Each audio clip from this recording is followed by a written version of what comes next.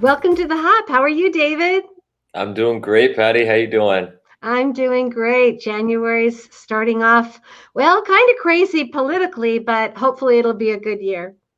Yeah, seems like a great year coming ahead. It's all mindset, perspective. So I always like your attitude, David. there you go. I look forward to chatting more.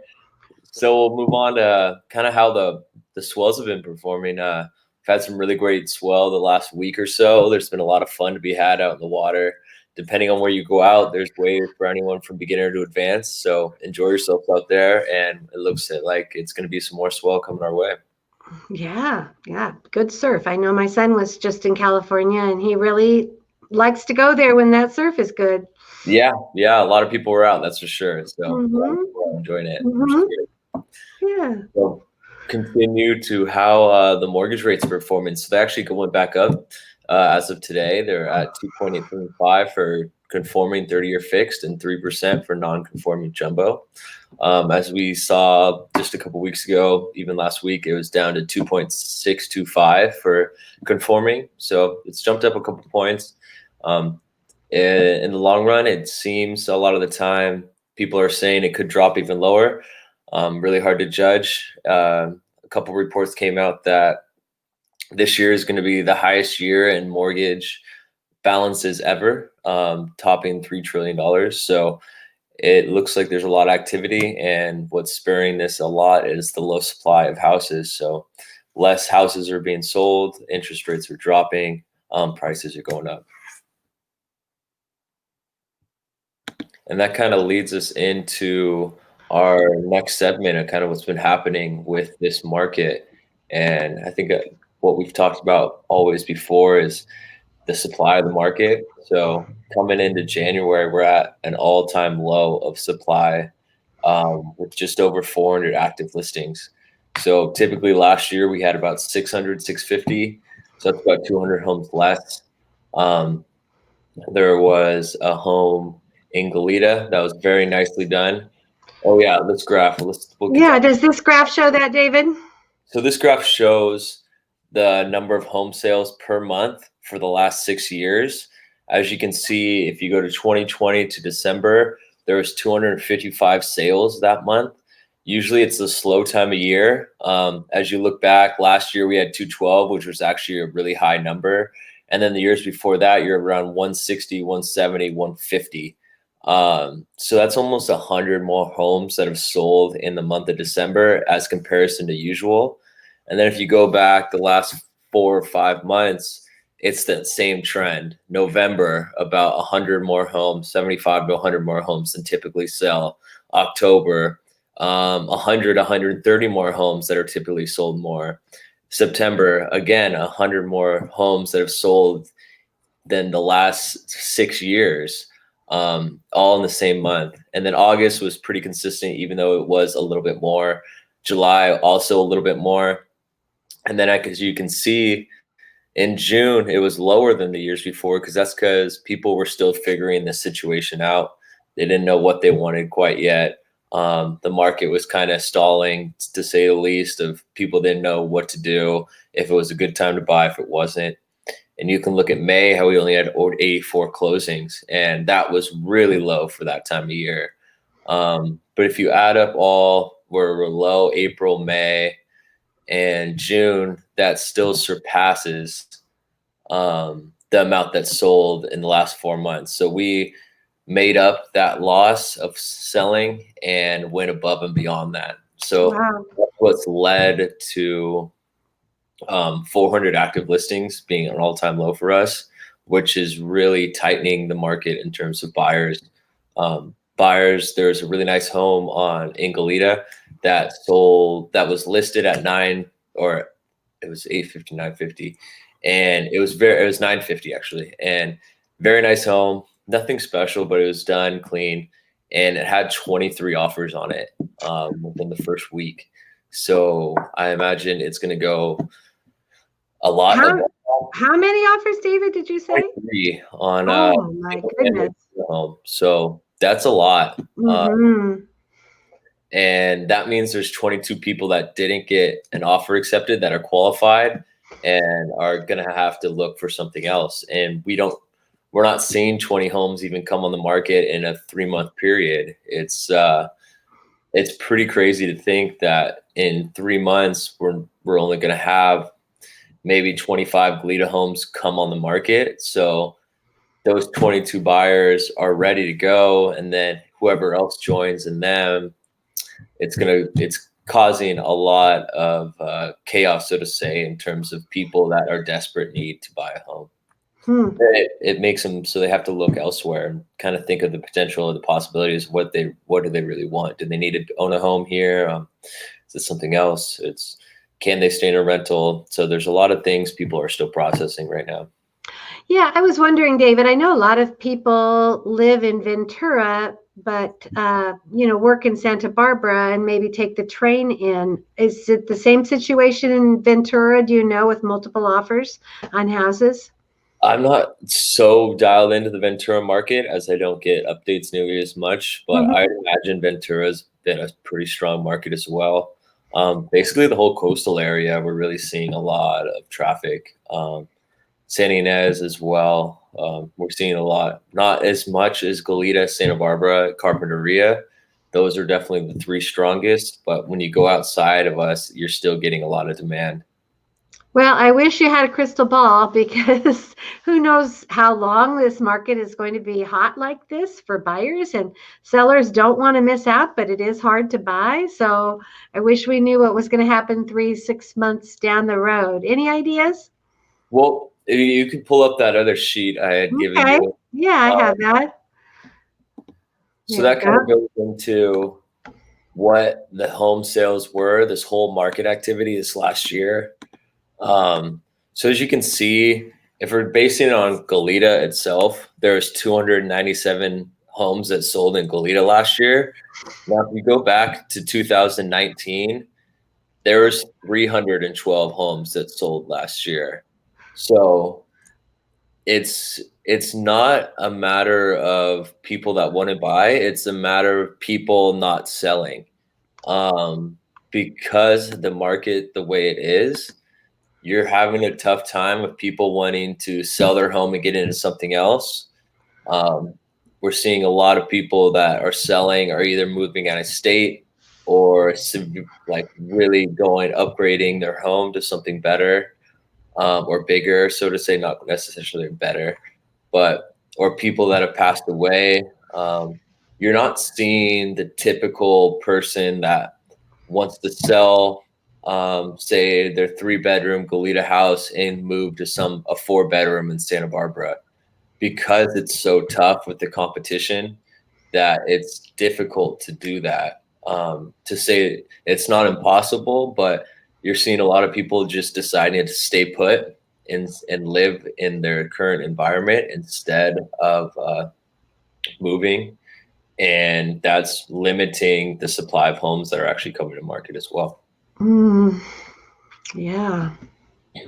Well, I don't know what to say. What good for the realtors, and hopefully everybody can eventually get in the house of their dreams. But right now, it's a little bit tough for uh, those who want to buy. There's just no two ways about it. It is definitely a seller's market, isn't it?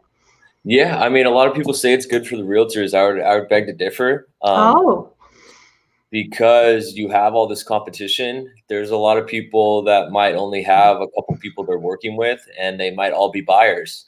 And they're not going to be able to earn a paycheck this year because their buyers aren't going to be able to purchase a home. So a lot of realtors are actually getting shut out of this industry as well. It's not just buyers that are getting shut out. It's everyone involved. Unless you have a really solid base and you have a really solid listing, bunch of listings coming in, and you've been working at it a while, and you have this huge sphere of people that come to you to list their homes. There's a lot of people that are going to be pushed out of this industry because there's not enough homes to sell. There's not enough buyers that are able to purchase, and that's just the facts. And so yeah, a lot of people have had really great years, and those people have been in it for a while, and they know what they're doing, and they have a really great system in place.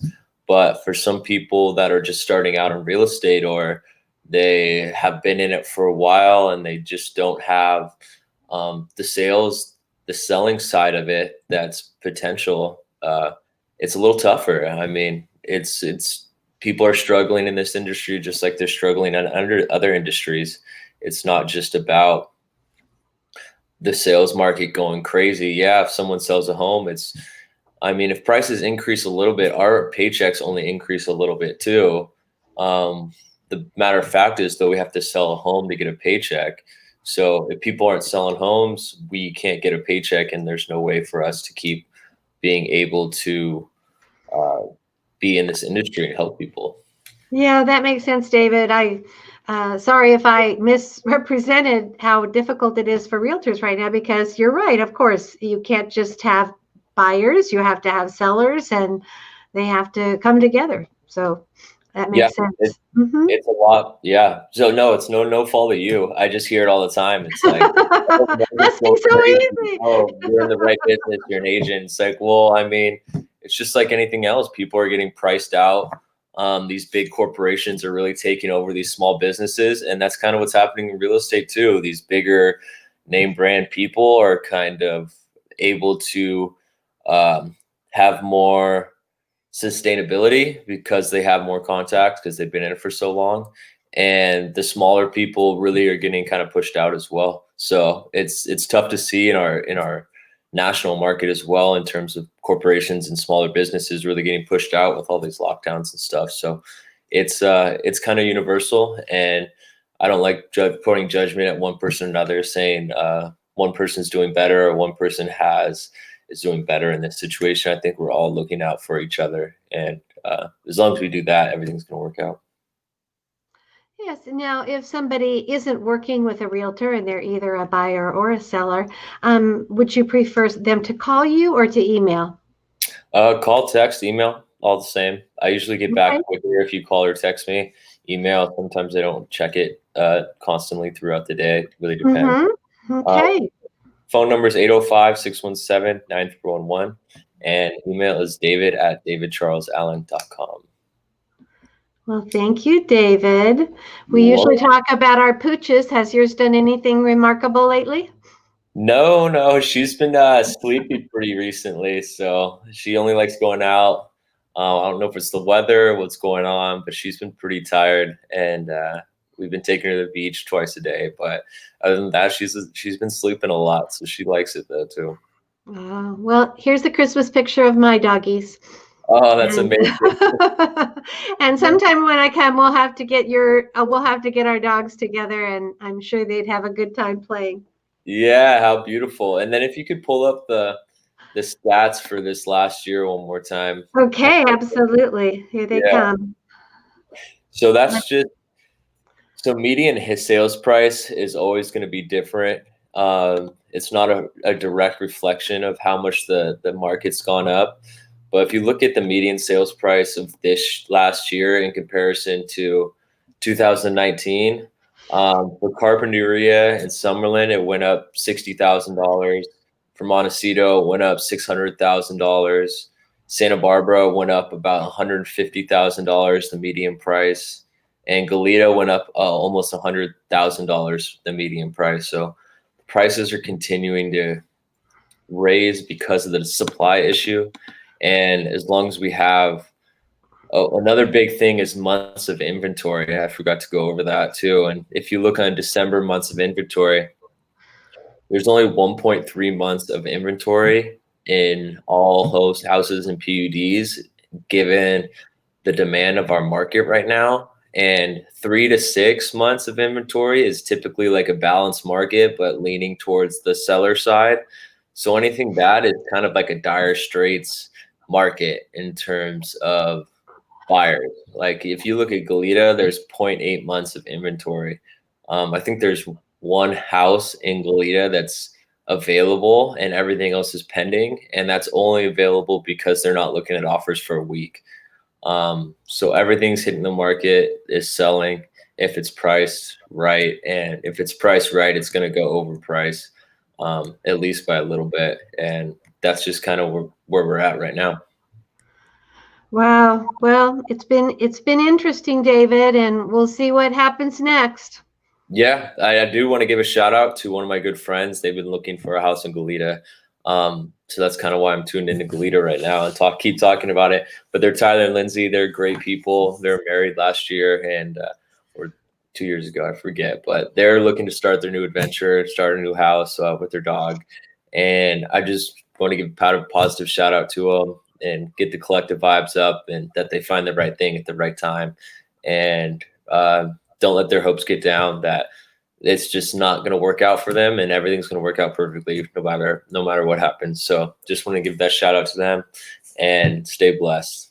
Oh, that's nice. We all wish them the best, and maybe somebody has a house in Goleta and they're thinking of selling and haven't listed yet, and they'll give you a call. You never know. You never know, like that's another thing that's kind of hampering, so to say, not our industry, but as a collective involved, there's this new stuff going on with the legality of giving buyer letters. So you used to be able to submit a buyer letter to the seller, and the seller would kind of be like, "Hey, it seems like I really like this family. I prefer to sell to this family over someone that has more money." Now, because we have such a litigious nation and state, it's recommended that sellers don't look at that because something could come up and they could say were discriminated against, even though they were qualified to buy the home. So it's kind of limiting sellers on who their pick is to buy the next home, um, which is it's hard. It goes both ways. It used to be like if someone really felt a heartfelt thing to a buyer's letter and they would rather have someone live in it for the next 30 years and they weren't able to pay quite what they were looking to get and they still would accept it. Now it's kind of turned into it's based on the numbers. If you have the most money, the best qualifications, that's going to get you the house. And that's kind of what we've been advised to tell the sellers too. So they're not in a state of something going forward where they can get something could come back against them and say, hey, well, you discriminated against us, even though it wasn't based off.